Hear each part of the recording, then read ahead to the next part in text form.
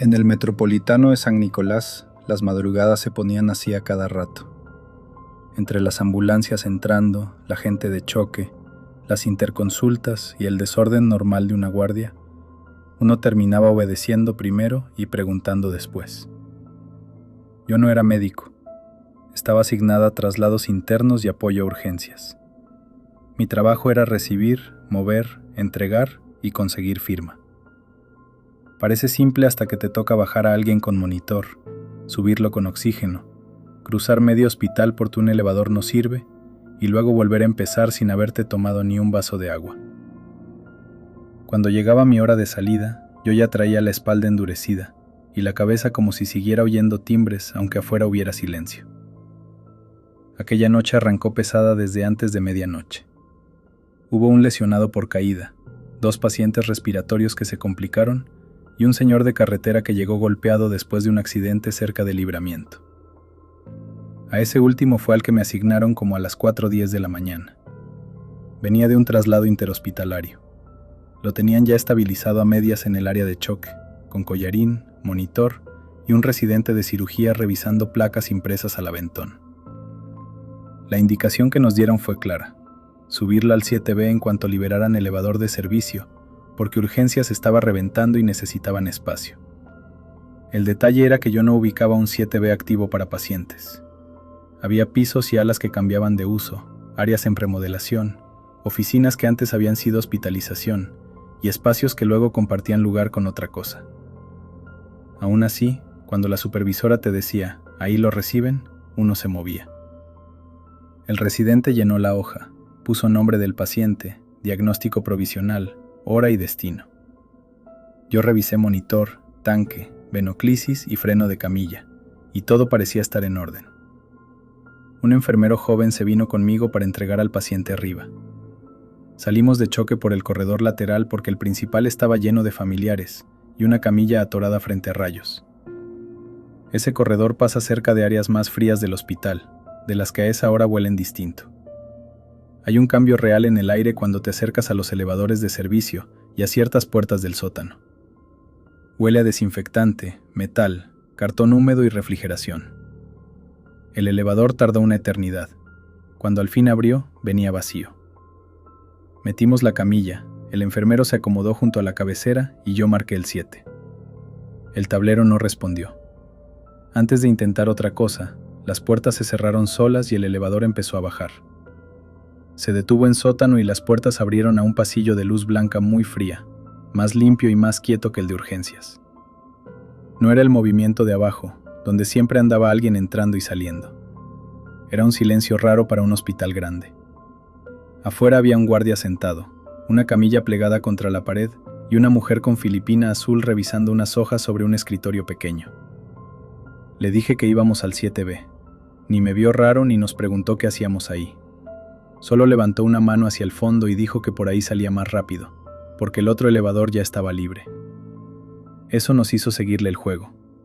Bajamos al paciente, cruzamos el pasillo y tomamos otro elevador más chico, de esos que por dentro ya traen raspadas las paredes de tantas camillas. La mujer de Filipinas subió con nosotros y marcó el 7. Cuando se abrió la puerta, supe desde el primer segundo que esa ala no tenía que estar recibiendo a nadie. La mitad de las luces estaba apagada. El control de enfermería tenía una lámpara de escritorio prendida, pero no había monitor central ni ese ruido continuo de bombas, pasos y voces que siempre se oye en hospitalización. Las puertas de varias habitaciones estaban cerradas con hojas pegadas y cinta en cruz. En otras, la cama estaba hecha, el colchón cubierto con plástico y el portaexpediente vacío.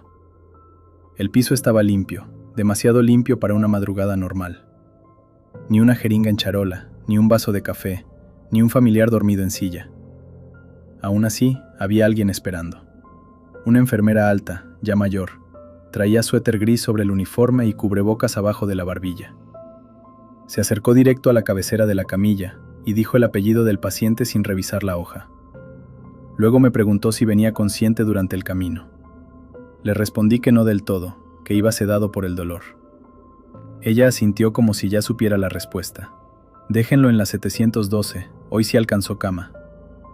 No me gustó la forma en que dijo esa frase, pero seguí moviéndome. Empujamos la camilla hasta el cuarto. La puerta estaba abierta y adentro había una cama conectada al oxígeno central, 2 sillas vacías y un reloj de pared detenido en las 3:07. Lo pasamos entre los 3. Yo cuidé el freno, el enfermero acomodó líneas y la mujer de Filipinas sostuvo el monitor portátil. La enfermera de suéter me extendió la mano para la hoja de recepción. Por costumbre le pedí nombre completo o firma legible. Se molestó apenas lo suficiente para que se notara que no estaba acostumbrada a que le pidieran eso. Tomó la pluma y firmó rápido. Antes de devolverme la hoja, miró al paciente y dijo que a él no lo dejaran cerca del elevador. Se lo dijo a nadie y a todos. A nosotros, a ella misma, al cuarto. Yo habría preferido salir de inmediato, pero faltaba desconectar el monitor portátil. Mientras el enfermero resolvía eso, me asomé al pasillo. Hasta el fondo vi una puerta abierta y dentro, una cama ocupada. Había una silueta acostada de lado con la sábana hasta el hombro. Pensé que entonces sí tenían pacientes dispersos en esa ala, aunque el resto pareciera cerrado. Lo que me hizo apartar la vista fue notar que la cama estaba orientada al revés, con la cabecera hacia la ventana y los pies hacia la pared. Nos tardamos menos de 5 minutos arriba. Bajamos por el mismo elevador pequeño. En el sótano ya no estaba la mujer de Filipina, tampoco el guardia ni el escritorio con hojas. Había únicamente la camilla plegada, ahora abierta a medias, como si alguien la hubiera querido usar y luego la dejara así. No quise detenerme y seguimos hasta urgencias. Al doblar a choque sentí el primer tirón en el estómago. El paciente seguía ahí. No era uno parecido ni otro con el mismo apellido. Era el mismo hombre, con la misma frente vendada, la misma abrasión en la mejilla, el mismo collarín y el mismo vendaje improvisado en la mano derecha. Un residente distinto estaba ventilándolo con bolsa mientras otro gritaba por laboratorio. Nuestra hoja de traslado seguía clipada al pie de la camilla. Me paré tan seco que el enfermero chocó conmigo. Él también lo vio y se quedó blanco. Lo primero que pensé fue que arriba habíamos entregado a otro lesionado en condiciones similares. Luego vi la sábana de la camilla de choque. Tenía una mancha de yodo abierta en forma de media luna justo donde yo la había notado antes de salir. La reconocí porque le puse una sábana limpia encima y ya no encontré otra mejor. La supervisora se nos acercó furiosa a preguntar por qué habíamos bajado vacíos si todavía no se autorizaba el traslado. Le enseñé la hoja firmada. La leyó una vez, luego otra, y nos preguntó quién había firmado. Le dije que una enfermera de 7B. Ella me contestó que 7B no estaba habilitado. Yo todavía traía la pluma en la mano. El enfermero empezó a jurar que sí subimos, que sí entregamos y que una mujer de Filipina nos sacó por sótano. La supervisora mandó pedir a seguridad y a control de camas. En lo que llegaban, el residente de cirugía confirmó que el paciente jamás había salido de choque porque seguían esperando indicación de tomografía. A mí me empezó a sudar frío la espalda aunque el área estaba helada. Subimos con 2 guardias y la supervisora, esta vez por el elevador principal. El 7 abrió a un pasillo bloqueado desde la salida, con cinta, 2 lámparas apagadas y un cartel de mantenimiento pegado desde semanas atrás. No había control de enfermería prendido ni habitaciones listas, y en varias puertas se veía polvo acumulado en la parte baja, como cuando un área lleva rato sin movimiento. La 712 tampoco estaba operativa. Saqué la hoja de recepción. La firma seguía fresca y la hora marcaba las 4:18. En destino decía claramente 7B, cuarto 712. Había incluso un sello del hospital en tinta morada, medio chueco por la prisa. La supervisora me preguntó dónde me habían entregado eso. No supe qué contestar sin sonar fuera de juicio. Bajamos otra vez y buscamos el elevador pequeño del sótano. Sí existía. Lo raro fue que, en el tablero interno, el 7 no aparecía habilitado. Brincaba del 6 al 8. Acabé mi turno casi al amanecer, llenando reportes que nadie supo cómo cerrar. Al paciente sí lo subieron horas después, pero a otra área. El enfermero que estuvo conmigo pidió cambio de turno en cuanto pudo. Yo intenté convencerme de que se había tratado de un cruce de pasillos, una mala noche o una cadena de errores. Lo pude haber dejado así de no ser por la hoja.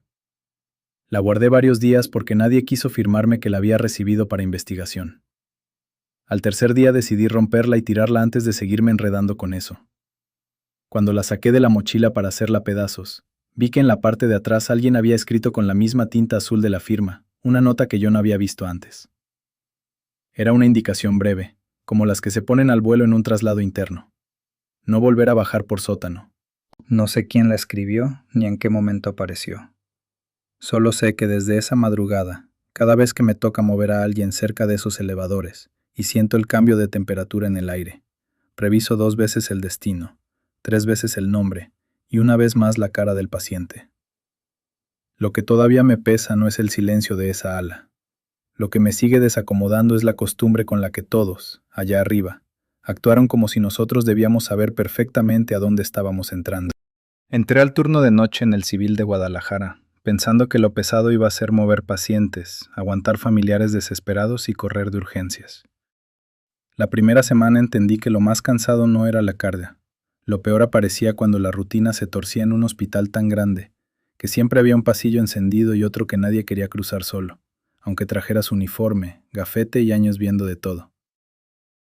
Yo estaba de camillero en el antiguo Hospital Civil, en la sede de Fray Antonio Alcalde. La madrugada ahí tiene su propio modo de moverse. Urgencia seguía llena aunque el reloj ya rozara las 3. Afuera todavía había gente sentada en la banqueta con cobijas, adentro familiares dormidos con la cabeza sobre una mochila, enfermería cerrando indicaciones, residentes peleándose por elevadores, y nosotros subiendo y bajando con camillas que ya chillaban desde antes de que yo entrara a trabajar. Uno aprende muy rápido a no preguntar de más. Si te dicen, sube por un traslado, subes. Si te dicen, espérate tantito, te pegas a la pared y dejas que la noche te empuje. A mí me tocó aquella guardia un miércoles. Lo recuerdo porque los miércoles solían llegar más pacientes de trauma después de medianoche, y porque yo llevaba apenas mes y medio cubriendo noches. Como a las 2:40, acababa de dejar a un señor de cirugía en imagen cuando sonó la extensión del control de camillería.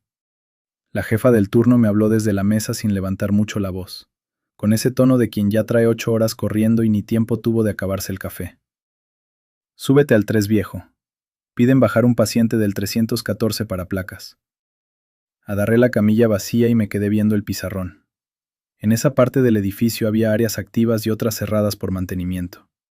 No era raro que una familia se metiera a un cuarto desocupado para acostarse un rato, o que alguien usara un baño que no debía, así que pensé que sería una de esas. La jefa alcanzó a decirme que la llamada había entrado desde una extensión interna, por eso no quiso ignorarla. Subí por el elevador de servicio. El pasillo del 3er piso olía a cloro viejo y a tela húmeda. Del lado donde sí había pacientes se oían televisiones bajitas, una bomba de infusión pitando a lo lejos, y el rechinido de unas ruedas mal engrasadas. Del otro lado estaba el tramo que habían ido cerrando por partes. El cuarto 314 quedaba pasando esa división. La luz del pasillo estaba encendida a medias, y apenas alumbraba lo suficiente para no darte contra la pared. Cuando llegué, la puerta del 314 estaba entornada. Empujé la camilla con el pie, me asomé, y vi un cuarto que no debía estar en uso, pero tampoco parecía abandonado. Había una cama tendida, el soporte del suero con una bolsa casi vacía colgando, una silla de plástico arrimada junto a la ventana, y un vaso de unicel con café a medio tomar sobre la mesa puente.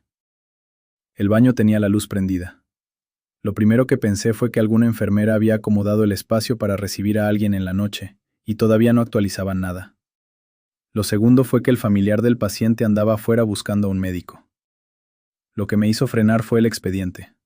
Estaba a los pies de la cama, abierto, con una hoja de traslado sujetada por el clip. La hoja decía que bajáramos a una paciente para placas simples de tórax. Venía el número del cuarto, la hora y una firma rápida, como las que ponen cuando todo urge. Dije, camillero, hacia adentro por si había alguien en el baño. Y nadie contestó ni la primera ni la segunda vez. Me acerqué a la cama y vi la sábana hundida por el centro, como si una persona acabara de levantarse. A un lado, en el piso, había una pantufla de hospital. Agarré el expediente y me salí con una presión muy fea en el pecho, pero todavía sin pensar en apariciones ni nada parecido. En un hospital siempre hay papeles regados, cuartos mal asignados, y pacientes que cambian de cama mientras un sistema dice otra cosa. Bajé al control para preguntar si ya habían movido a la señora sin avisarnos. La jefa revisó la hoja y torció la boca. El nombre de la paciente no le sonaba, el número de afiliación estaba incompleto, y la firma no era de la enfermera que estaba cubriendo el piso. Marcó 2 veces a la extensión desde donde había entrado la llamada. El teléfono sonó sin que nadie respondiera, y luego me preguntó si había visto a la paciente. Le dije que vi el cuarto montado, el café, el suero y la cama como recién desocupada. Me pidió que dejara la hoja sobre la mesa y siguiera con lo demás. 15 minutos después, mientras acomodábamos un traslado para tomografía, volvió a sonar la misma extensión. Esta vez contesté yo porque la jefa estaba en admisión ayudando con un problema de brazaletes. Del otro lado se oía el ruido normal de hospital. Un monitor lejano, pasos, metal chocando con metal. Una voz de mujer, cansada, muy seca de tono pero nada alterada. Me preguntó por qué no habían bajado todavía a la paciente del 314. Le dije que no la encontramos. Hubo un silencio corto y luego soltó una frase que todavía me acuerdo completa. Aquí sigue esperando. Ya se enfrió el café. Colgué sin contestar nada y sentí que la nuca se me puso helada. La frase por sí sola ya imponía, pero lo que de verdad me cerró el pecho fue que era exactamente lo que yo había visto sobre la mesa. Nadie más había subido conmigo. Nadie sabía lo del vaso. La jefa regresó y le dije. Le cambió la cara, aunque quiso disimularlo. Le habló a un guardia de seguridad que llevaba más años que casi todos y le pidió que me acompañara al 3er piso. Mientras subíamos, él me fue diciendo que en hospitales viejos siempre se cuentan muchas cosas, casi todas exageradas, y que mientras no faltara nadie ni sobrara nadie en un traslado, no había problema. Yo le seguí la corriente, más por orgullo que por otra cosa. Cuando llegamos al tramo cerrado, el pasillo seguía prendido a medias, pero el 314 ya no estaba igual. La puerta estaba abierta por completo, el baño estaba apagado y la mesa puente aparecía limpia. La cama seguía tendida, solo que ahora la sábana estaba completamente lisa, metida por debajo del colchón como si recién la hubieran hecho, y el soporte de suero estaba vacío. El guardia se asomó hasta el fondo y no encontró a nadie. En la pared de la cabecera, donde normalmente pegan el nombre del paciente y la dieta, quedaba un rectángulo más claro en la pintura, señal de que durante mucho tiempo hubo una cartulina o una mica ahí. Abajo del apagador había una gota oscura resbalada hasta el zoclo, más parecida a yodo viejo que a otra cosa. Nos salimos sin decir gran cosa. Ya en el elevador, el guardia me preguntó si yo había movido o tocado alguna cosa fuera del expediente, y le respondí que nada más eso. Me pidió que no comentara el asunto con los residentes porque se iba a volver carrilla para rato. La noche siguió, aunque a mí ya se me había descompuesto por dentro. Moví un paciente a TAC, esperé afuera de quirófano, subí una silla de ruedas al piso de medicina interna y traté de concentrarme en lo normal. Cerca de las 4:30, el técnico de rayos me preguntó por una paciente del 3er piso que jamás llegó a placas. Dijo que en el sistema interno sí se había generado la solicitud, pero la cancelación no aparecía por ninguna parte. Me enseñó la pantalla y vi el mismo cuarto, la misma hora y el mismo tipo de estudio. Yo preferí quedarme callado mientras él seguía explicándome lo raro del trámite. A las 6 y tantos, cuando empezamos a entregar pendientes, recogí mis cosas del control. Sobre la mesa estaba el montón de hojas de traslado de la noche, sujetadas con una liga. La jefa fue revisando una por una. Cuando llegó a la última, se quedó callada y me la pasó. Era la misma hoja que había visto en el cuarto, con el mismo número y la misma hora. La firma seguía sin aclararse. Lo distinto estaba abajo, en el recuadro donde normalmente se anota si el paciente fue entregado, cancelado o reprogramado. Ahí, con tinta azul y una letra que no conocí, decía: bajó por elevador 2 / familiar no localizado. El elevador 2 llevaba más de 2 meses fuera de servicio. Terminé mi turno, fiché salida y me fui a desayunar a una fonda de Belisario con otros 2 camilleros. Uno de ellos me estaba platicando de un choque que había entrado en la madrugada, cuando me di cuenta de que todavía traía doblada en la bolsa del pantalón la copia amarilla de esa solicitud. Nunca supe en qué momento la guardé. Venía húmeda por una orilla, como si alguien la hubiera tenido entre las manos poco antes de entregármela. Desde esa noche, cuando me mandaban al 3er piso y me tocaba pasar por ese tramo, yo siempre miraba primero la mesa puente del 314. Unas veces vi una silla arrimada, otras un vaso vacío, y jamás encontré a nadie. Lo único que no volvió a faltar fue la tensión de escuchar mi nombre cuando ya traía la camilla lista para bajar. La noche que me dejaron quedarme con mi mamá en el Hospital General de Zona número 1 de Tepic, Yo llevaba 2 días sin cambiarme bien de ropa y casi 24 horas comiendo puro café con galletas del pasillo. Mi mamá había entrado por una descompensación fuerte de azúcar y una infección que se le subió muy rápido. Llegamos pensando que la iban a estabilizar en urgencias y nos iban a mandar a casa con medicina. Terminamos atorados entre admisión, laboratorio y una cama de observación que nos dieron ya casi a medianoche, cuando el hospital seguía igual de lleno que a las 6 de la tarde. Nos acomodaron en una sala con varios cubículos separados por cortinas gruesas. No era cuarto privado ni mucho menos. Era la clase de espacio donde se juntan pacientes de distintas áreas mientras les consiguen piso. Había una televisión prendida sin volumen al fondo, 2 ventiladores que giraban con flojera, una enfermera haciendo cuentas en una libreta y familiares intentando dormir sentados sin estorbar cuando pasaban las camillas. A mí me dejaron quedarme porque mi mamá andaba desorientada por ratos y se arrancaba el oxígeno cuando despertaba espantada.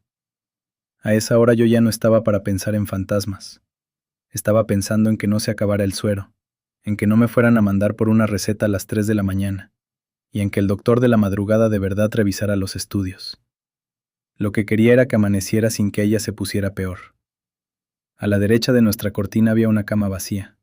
Lo supe porque cuando nos pasaron, la trabajadora de limpieza apenas estaba terminando de cambiarle la sábana y dejó una bolsa negra de residuos junto a la puerta. Del otro lado había un señor con tos de pecho y un sobrino que roncó un rato hasta que una enfermera lo mandó a la sala de espera. Frente a nuestro cubículo, ya en el pasillo, estaba una fila de sillas de plástico gris donde se iban turnando los familiares. En la de en medio se sentó una señora como de 50 y tantos, delgada, con un rebozo oscuro doblado sobre las piernas y una bolsa transparente de farmacia colgando de la muñeca. La vi cuando fui por agua al garrafón. Ella me preguntó si también estaba esperando cama. Le dije que sí, pero que por lo menos a mi mamá ya le habían pasado observación. Me respondió que eso era ganancia, que lo más duro era cuando te traían dando vueltas toda la noche con el paciente y nadie te decía dónde iba a quedar. Hablaba como cualquier familiar desvelado. Traía esa forma de mirar el pasillo de quien ya lleva horas aprendiendo a distinguir enfermeras, doctores y camilleros por puro reflejo. Yo pensé que estaba con alguien de los cubículos del fondo. Regresé con mi mamá y traté de acomodarme en la silla. A los 15 minutos sonó el timbre de llamada de la cama vacía de a un lado.